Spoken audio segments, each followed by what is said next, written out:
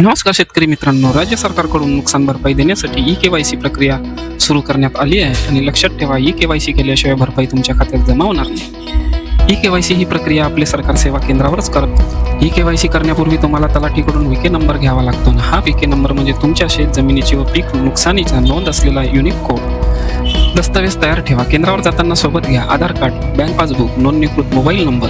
KYC करण्याआधी तुमच्या आधारवरील नाव आणि बँक खात्यावरील नाव दोन्ही जुळतात का ते नीट तपासा.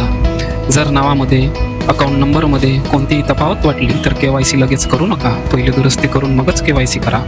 सर्व माहिती बरोबर असल्यास आपले सेवा केंद्रावर OTPद्वारे किंवा बायोमेट्रिकद्वारे ई केवायसी पूर्ण करून घ्या.